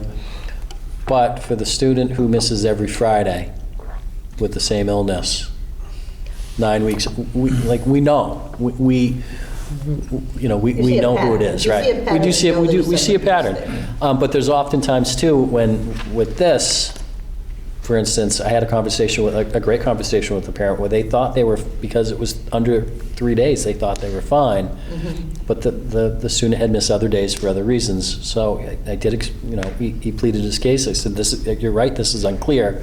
We should clarify this, but would you mind just calling your doctor and getting a doctor's note so that we can excuse those, like say I'm using it, we can verify those days so he won't have to participate in credit recovery. And the parent was sure, I'd be happy to, thank you for clarifying that. But it shouldn't have to take a phone call with the superintendent for people to understand that. And the way that, and it's not that this is unclear with the changes in the state with chronic absenteeism. Right, I get that. When this was written, it was fine. So, reporting to the state, this chronic, so I look at the number one there and I go, bereavement or serious family illness. And in this day and age where people live 10 states away, and so when you have a death in the family, it's not that you just go to the local funeral home, but you need to travel and then settle stuff. You know, do you take the kid out of school and just totally unenroll them for that? You know, well, there's so rules in regards to that. Also, if a student I'm thinking worst case is scenarios. leaving the country or the state for whatever reason, we know that they're leaving, but we don't know when they're coming back, they can be unenrolled. If we know when they're coming back, they cannot be unenrolled. I didn't make these rules. No, I just never got into it. No, I know. It's a very, that's a strange rule. We do have students who leave the country for extended amounts of time. That, I believe, was really meant for students who we think they're going away for 10 days. They end up being gone for a month and a half. We can unenroll and re-enroll them when they come so that they're not being penalized for that time. Yeah, but we cannot unenroll a student who is going to Disney World on vacation in November. Can't do that. Don't we currently give a couple of days of excused absence for college visits? Yes, but I think we can consider that a day present, can't we? They typically don't. I thought we could because it was. So excuse it. Because maybe we're just reporting that also for informational, but again, the perception was we're reporting that because it's an excused absence. Okay, yeah. So I can see where the excused versus verified. Yeah. It is helpful, and I can say, Joyce, actually to your question, because I'm thinking about the documentation that I have at work.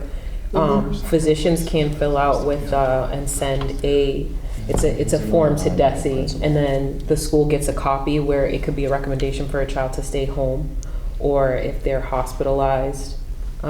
They also sign that form as well. So if there was something, serious like that, physicians do have a form that they send into DESE for the students as well. But I can see where, we're getting into the nuances, like even for myself when I'm thinking and it was my senior year, ironically, because of my illness, I was out a minimum of 1 day per month. And I had to get written authorization. Now, again, that's almost 20 years ago, so I'm sure the rules around absenteeism was probably a little bit different. But we did have to sit down, create a plan, get an authorization, and do the doctor's letters and stuff. So I could see why it's important for us to make sure that we talk about verified. And in the language with us, because our next plug for our next policy meeting, where we'll be finishing everything up, is November 8th. But, and we're the first section that we'll be doing is J, we'll be continuing that. So what I'm thinking of is, you know, in the event that we change this policy, right? When it goes out, will it be, the communication that goes out to parents, would it be kind of, trying to think of how I want to word this, in terms of clarity to say, this is what a verified absence looks like? Well, all a verified absence is that we know why they're out. Parents can make the decision of why they keep their child out of school. Verified is they called us, we know, they're not sure it, we don't have to worry about that kid. Right. And that's more, some of that's more for the younger kids. If you have a 5-year-old who doesn't show up to school with no phone call, and they take the bus, do they get on the bus? Were they at the bus? I mean, we have to know why. Yeah. And then with the high school, it's more about credit, right? So there is, Mr. Bergeron, there is another line on this policy that I did not include where the principal has the authority to make decisions about it. It says excused right now, verified That would absences. only make sense for high school, right. obviously. Yeah, so that does give leeway to the school principal, and that's mainly for the high school principal. Okay. Thank you. So, so we'll be reviewing the policy on the 8th. Because I don't think we went through absenteeism when we did our last policy meeting, so that'll be good. So that's very timely. Okay, moving on. So we have an update at the flooring at the middle school. So a installer has been contacted, and the good news is we have extra pieces of that in stock at the middle school, so we can replace the floor with the exact floor that's there. Apparently, this has to be some type of it's not just mastic, it's welded, so some type of plastic weld, which is why we're having an installer come, and we believe winter break. Yeah, when Bob they can do is shooting for winter break to have the repairs done. They'll have to cut some pieces back and then reinstall some new pieces. Good. We award you 10 points, Mr. Plunkett. We have to split it. That's nice, thank you. You can have all of them, so this was all you. So moving, unless there's questions on that, we'll move on to some snow removal concerns at Page. So last year, we did receive a parent complaint about the sidewalk from the high school entrance up to the first Page entrance for the parking lot, so where the dumpsters are. That sidewalk is often covered in snow. So we did meet with, it was Mr. Briggs, man, help me with Dan's. Quick. Thank you. The DPW director and the Airtown engineer to discuss possible snow removal options at Page to keep this area clear. Unfortunately, there's just no other place to put the snow. With all the islands in the parking lot, that's really where they have to stack it. So what we had done last year is really going to be what the solution is. We're gonna, during snowstorms, that's gonna be closed. However, we're going to do a bit more of a professional job of that this year. We'll have signs on poles stating that that is closed. We will communicate before they're closed what the alternate routes are. There are ways to get up if you're walking to the main entrance at Page to pick up your children. But the other thing that we're going to do, and we did do this last year, is for people who are walking to pick up their children in these conditions, we're going to have them go down to where students exit for busing, which would be the entrance to come to my office or our offices, which will actually save them the walk. And there are sidewalks that are always clear and safe there. So we'll communicate this out early. We did communicate. This is very similar, exactly what we did last year, except last year we just had one of those orange barrels basically stating that that was closed. We have ordered or ordering the signs. I'm not sure if Mr. Briggs has ordered them quite yet. The DPW has been gracious enough that they're going to provide us the poles for those, which was very nice. And we will communicate that before the first snowstorm. Though I know that the people who had the original concern didn't like that alternative. They wanted that cleared. We did ask if the sidewalk machine would be able to clear that, and they very clearly told us that with the amount of snow that gets put there from the plows, there's no way the sidewalk machine could handle that. If there was something else we could do, we would. But I think the alternative and the fact that we do have safe walking paths is a good substitute. Any questions on that? Yeah, so I just want to review really quickly. When you're talking about the sidewalk, so you're talking about the sidewalk that's along the field? No, the sidewalk, when you come in the entrance, that you would, really the high school, or to go to the top of Page Hilltop, that entrance off of Washington Street. So you go by the entrance for the superintendent's office, and then you go by the entrance that says "Do not enter," that everybody enters. That one. The entrance that would really be the high school main entrance or the entrance to the field. There's a sidewalk from Washington Street that goes all the way up to the Page Hilltop main entrance. Okay. When you take the right turn to go into Page where the dumpsters are, sorry that I'm using dumpsters as a reference, but that sidewalk during a snowstorm that's where all the snow gets plowed. It's completely covered in snow. Right. Okay. So when that happens, we need to close that sidewalk and provide alternate routes, which we have. Right. But we need to clearly label them for parents before a snowstorm so they know where to go. The other option that we would give them, though, is that they can now meet the child that they're picking up at the superintendent's entrance, where students come out to get onto buses. So they don't even have to walk all the way up to the top. Right. Yeah. So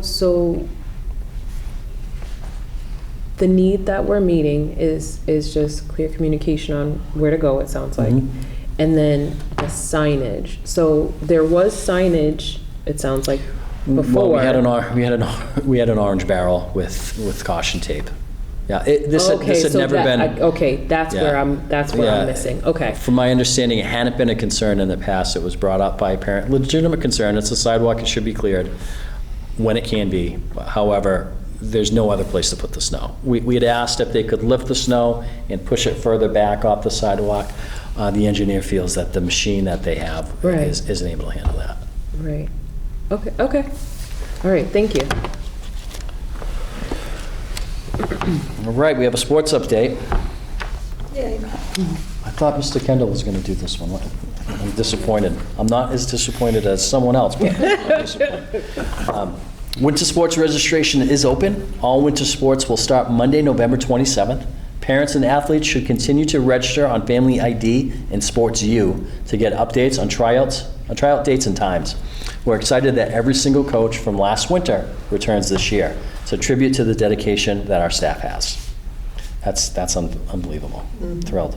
So we wanted to congratulate the golf team, which finished 4th in the state tournament. Wow. The Panthers had a great season, which included an undefeated dual meet season, a 3rd straight Midland Wachusett League Championship, and a Central Sectional Championship. Congratulations to Sohail Patil on his league championship and Reed Oanisian on winning medalist honors at sectionals. Coach Peter Guglielmi has done an outstanding job building this program over the years. So that was this Monday. They had really tough weather for that, but we're thrilled that they finished 4th and they had a heck of a season. Both the boys and girls soccer teams qualified for the MIAA State Division 5 tournament, which starts later this week. The girls team is the 25th seed and will host Prospect Hill Academy of Cambridge in the opening round on Friday, November 3rd at 7 p.m., while the boys are the 12th seed and will face the winner of Kip Academy and Turner Falls on Monday, November 6th at 6 p.m. Both games are at home. It's the first postseason appearance for both teams since 2019. Congratulations to girls coach Bill Naller on a successful first season and to the boys coach Mark Justo on a superb season. Both JV teams also had successful seasons. The boys are undefeated while the girls recorded 8 wins despite the entire team being made up of 7th and 8th graders. Some really good things to come from that team. Congratulations to the coach, Sam Almercier and Savon Pierce. I said that name wrong, didn't I? Okay. Sam Amazri and Savon Pierce. Savon Pierce, thank you. You're welcome. The middle school teams are wrapping up their season this afternoon at the games in Littleton. Both teams had strong numbers and were successful on the field.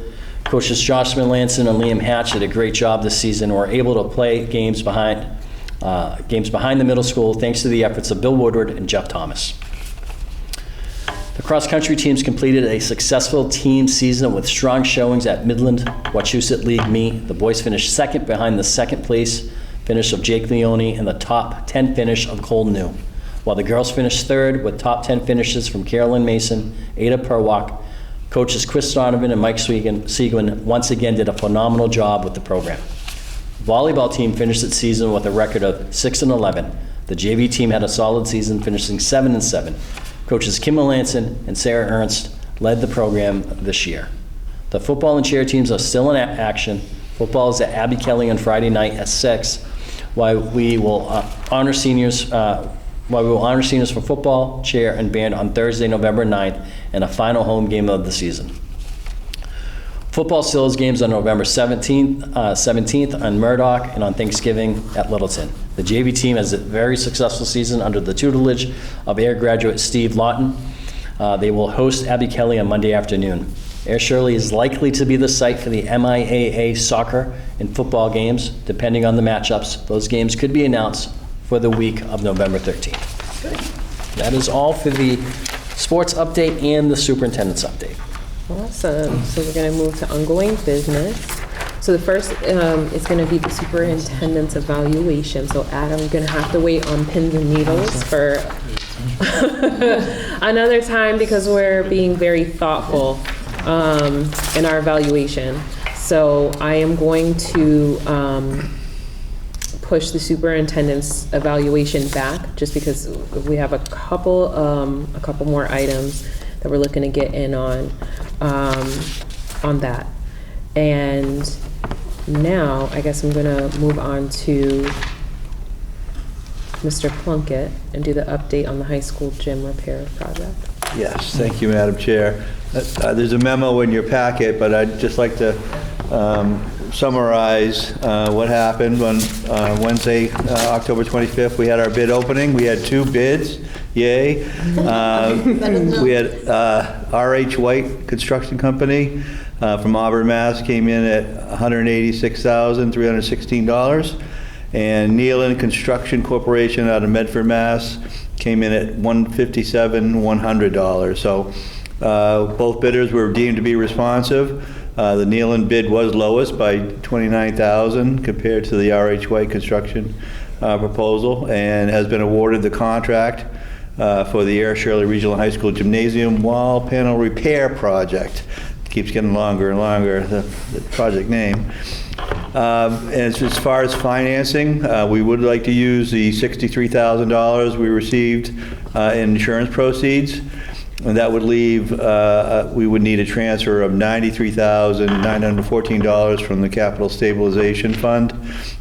We were hoping it was going to be under 200, and it is. So that's about a 10% transfer out of the stabilization fund, which is at $917,000, just under $918,000 right now.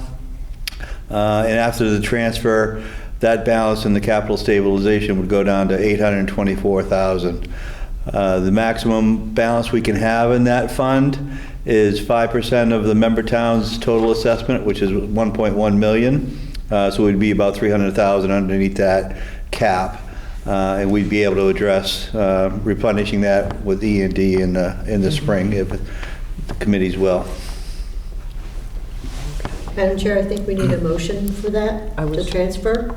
So I make a motion that we transfer from stabilization $93,914 for the wall panel repair project. Do I have a second? Yes? A little further discussion. Sure. I just have a question. Is this for the temporary repair that was suggested, or is this a complete repair? This is a temporary repair to get occupancy. And we would then have time to design and bid out a permanent repair pending financing. And the total insurance proceeds we received was $63,000? Yes. Seems woefully inadequate. They just addressed the area that was blown out. Okay. That's all the questions I have. Okay, sure. Do I have a second for the motion? Second. Okay, all those in favor, say aye. Aye. All right, that's unanimous, so that passes. You can move forward with that, though. Bill, did you already have discussions with Neelan on timing? Or Yes. availability? What's that look like? Yes. We have the contract with them, insurance is all fine, and today they were going to finish off the building permit with the town of Air. Pre-construction meeting will be to be determined, hopefully the end of this week, beginning of next week. And also, any estimate on completion? He wouldn't commit to an end date till we get going, but he said for his company, it's really not that big of a job. Right. So that left me optimistic. We have lots of people asking me that every day. So we're hoping it'll be in time for basketball season. And Bill, correct me if I'm misspeaking here, though this is a repair, this would actually put the gym back in the same, it would be in the same place it was before the panel fell out, except not rotted. There'll be no chance of any of the panels falling out. Right. Right. Okay. Any other questions? All right. Bill, are you all set? Yes. Thank you. You're welcome. All right, so for policy review report, Chris could not be here, but we had a really good policy review meeting. So we have sections A through I. Yes, A through I have been reviewed and approved. On November 8th is our next policy review meeting, and we're hoping to be able to close out the rest of the book. So we're gonna, the policy book, we are into section J, but we do need to finish it up, and then we'll review the other two sections, and then we will be complete with the policies. And that is it for the policy review. As for chairperson's notes. For chairperson's notes, I want to say thank you and commend the school committee members who have been amazingly thoughtful and mindful, centering around a number of projects that we've had going on, and meeting deadlines and trying to make sure that we all are putting our best foot forward. I know a lot of times people don't get to see that behind the scenes, just kind of because of the way that our laws are written and things like that, but we're steadily working very, very hard, being mindful and detail-oriented, which I love. And Chris, also, I know he's not here, but it was only because his job held him back. He's done an amazing job on notes and completing a lot of groundwork for policy, the policy handbook. So I just want to make sure that I do give him a huge shout out for that. We both agreed on that initiative, I think 3 months into the first year of our term, and and we're almost done. So I'm very excited about that. So thank you, everybody. Do we have any other topics for discussion not reasonably anticipated 48 hours in advance of this meeting? Nope. I will update you. Oh, just kidding. And this came to us today. Okay. The MSBA voted on October 26th meeting to not accept statements of interest for 2023. So that is on pause. That is why we have not heard on our statement of interest now. Okay. As of yet. They're not accepting anything for... Well, it's on say that pause. again? It's on pause, On so pause. they're not accepting. My belief is when it's unpaused, it will be considered. But I presume, because wasn't the initial, like we were going to hear around December 1st? I thought we were going to, no, May. So with we had to submit in March, and with their timeline, if we were awarded or invited into the feasibility phase, that we would hear sometime in May. Okay. And we've been checking often. We actually can't log into the website May anymore. 24th. Yeah. Was it May 24th? Right. Yeah. Okay. Not Okay, thank you, Adam. All right, so I'm gonna move to the communication section. Are you good to go? I have it on my phone. Okay. So announcements for November 1st, 2023. On Tuesday, November 7, there will be no school for grades preschool through 12 and professional development for teachers. On Wednesday, November 8, school committee policy review working session at 6:30 in the Air Shirley Regional High School conference room. Friday, November 10, no school in observance of Veterans Day. Monday, November 13, report cards issued for grades 9 to 12. Wednesday, November 15, school committee meeting at 6:30 in the middle school library. Thursday, November 16, evening parent guardian teacher conferences for grades 9 to 12. And I presume that's the high school. Friday, November 17, 90-minute early release for grades 9 to 12, afternoon parent guardian teacher conferences. Lunch will be served. Dismissal time is 12:50 p.m. Friday, November 17th to Sunday, November 19th, Air Shirley Regional High School play, The Complete Works of William Shakespeare, Abridged, which we got a nice preview this evening. That's from 7:30 to 9:30 p.m. on Friday and Saturday, and 2 to 4 p.m. on Sunday at the Air Shirley Regional High School. And Wednesday, November 22nd, 90-minute early release for grades preschool through 12. Lunch will be served. Dismissal times for the high school and middle school at 12:50, for Lorelei White and Page Hilltop at 1:45 p.m. And on Thursday, November 23 to Friday, November 24, no school for Thanksgiving break. That is it. Thank you, Kevin. We do not have executive session today, so I will entertain a motion for adjournment. I'll make a motion that we adjourn at 8:45, if I can see that clock. Is it glare on it? Yep. Seconded. 46. All right. All those in favor, say aye. Aye. All right, meeting adjourned. Thanks, everybody.